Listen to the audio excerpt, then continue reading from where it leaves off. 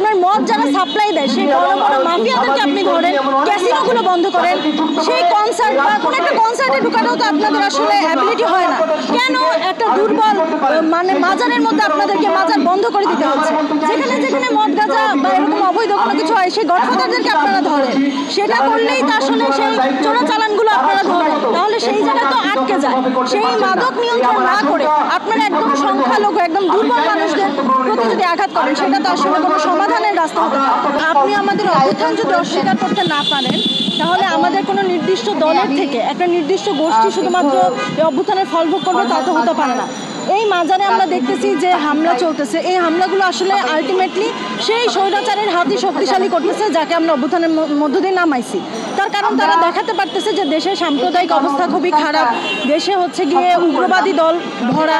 কিন্তু এই জায়গা থেকে আসলে আমরা যদি এই অভ্যুত্থানকেও বাঁচাতে চাই, আমার মনে হয় যে মাজার বা যে কোনো ভিন্ন হচ্ছে গিয়ে মতাদর্শী ভিন্ন দল সবার কথা বলার স্পেস তৈরি করতে হবে, তাহলে হচ্ছে গণতন্ত্রটা প্রতিষ্ঠা করতে পারবো।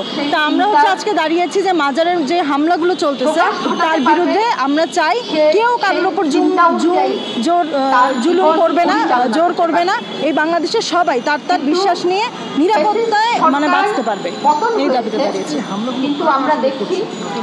কারা করছে সেই প্রশ্নেই তো আমরা দাঁড়িয়েছি রাষ্ট্রের সামনে, যেহেতু আমরা এর আগে দেখছি যে আসলে আমাদের স্বৈরাচারী আমলে হচ্ছে এই সাম্প্রদায়িক হামলাগুলো হতো এবং হবার পরে হচ্ছে এক ধরনের রাজনীতি করতো, তারা ডিভাইড অ্যান্ড রুলসের রাজনীতি করতো। তো এই রাজনীতিটা যাতে আসলে না করতে পারে, সে প্রশাসন আসলে যাতে এই ব্যাপারগুলোয় সচেষ্ট থাকে, সেই ব্যাপারে আমরা আসলে দাঁড়িয়েছি। এই দায় সম্পূর্ণ প্রশাসনের নিতে হবে এবং তাদের কাছে আসলে আমাদের দাবি। আমরা অবিলম্বে এই গণ অভ্যুত্থানের মধ্য দিয়ে যেই সরকার না প্রশাসন অবশ্যই ছিল না, এই সরকারের সমালোচনা করছি মানে আমি আমার সরকারের সমালোচনা করছি, এটা আমার আপনার ছাত্র জনতার অভ্যুত্থানের সরকার, তো এটা আত্মসমালোচনা। আসলে এই আত্মসমালোচনার জায়গা থেকে আমরা মনে করি যে আসলে আমাদেরই এই মাজার বা মন্দির বা সংখ্যালঘুদের নিরাপত্তা নিশ্চিতের জন্য তাদের পাশে দাঁড়াতে হবে এবং আমাদেরই নিজেদের সবাইকে যাদের অবস্থান থেকে এই দায়িত্বটা নিজেদেরকে নিতে হবে, সেই জায়গা থেকেই দাঁড়ানো।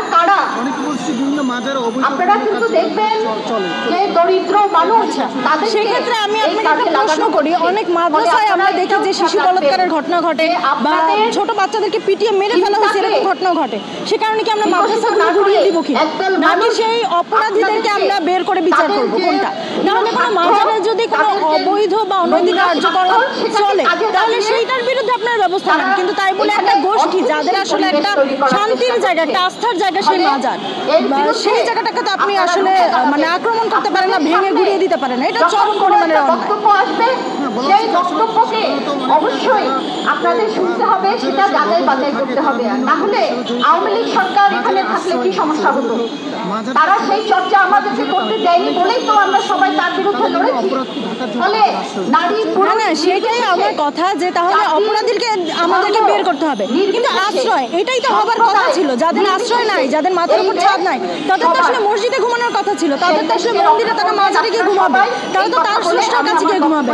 মন্দির বা মসজিদ তো তালা মেরে দেওয়ার জন্য মানে আমরা টাকা দিই না বা জনগণ টাকা দেয় না, মানুষ টাকা দেয়, এই জায়গাটা হচ্ছে সবার, এটা তো কোনো ব্যক্তি মালিকানা নাই।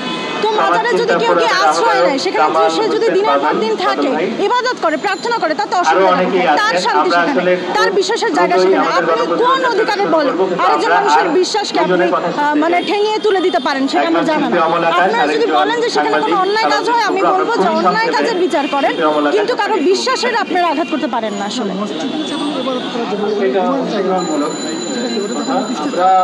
আমি কিন্তু ছোটবেলায় একসময় দেখছি যে রাতের পর রাত মানুষ ইবাদত বন্দেগী করতে ঘুমাতো মসজিদে, তখন মসজিদগুলো খোলা থাকতো। তো এখন সেটা আসলে দেখা যায় না, কেন যায় না? কারণ হচ্ছে রাতারাতি একটা রাষ্ট্র পাল্টে যায়, এটা আমাদের মাথায় রাখতে হবে। যখন মাথায় থাকে হ্যাঁ তাহলে সেটাই সেই নিরাপত্তাটা আমাদেরকে নিশ্চিত করতে হবে। মাথা ব্যথার জন্য তো মাথা কেটে ফেলা সমাধান না, কারণ বিশ্বাসে আঘাত করা তো কোনো সমাধান হতে পারে না।